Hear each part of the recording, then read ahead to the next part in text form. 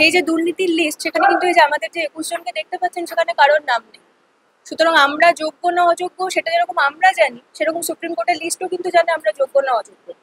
সুতরাং যোগ্য হয়েও যদি অযোগ্যদের মতনই সেম ট্রিটমেন্ট আমাদেরকে পেতে হয়, সেটা নিশ্চয়ই মেনে নেওয়ার মতন নয়।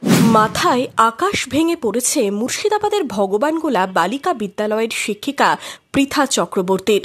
বলছেন, সুতরাং এটা মেনে নেওয়া তো কোনো মতেই সম্ভব নয়। কিছুটা হলেও আমাদের মনে হয়তো আশা ছিল যে এই ধরনের কোনো রায় আসতে পারে না, কিন্তু হ্যাঁ, যে রায়টা এসছে, সত্যি যখন বললো যে আমরা সত্যি আশা হতো, এটা একদমই আমাদের পক্ষে মেনে নেওয়া সম্ভব। বৃহস্পতিবার 2016 সালের এসএসসির মাধ্যমে নিয়োগের পুরো প্যানেল বাতিল করল সুপ্রিম কোর্ট।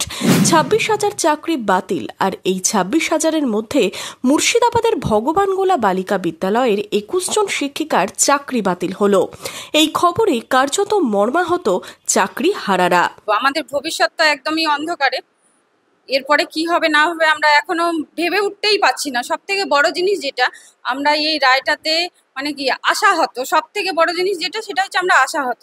আমরা এখনো ভেবে উঠতেই পারিনি আমরা কি করব বা কি করব না, এখনো ভাবনা চিন্তায় আসেইনি মনের মধ্যে সেই জিনিসটা। এই স্কুলে মোট শিক্ষিকার সংখ্যা 62 জন, তার মধ্যে চাকরি বাতিল হয়েছে 21 জনের।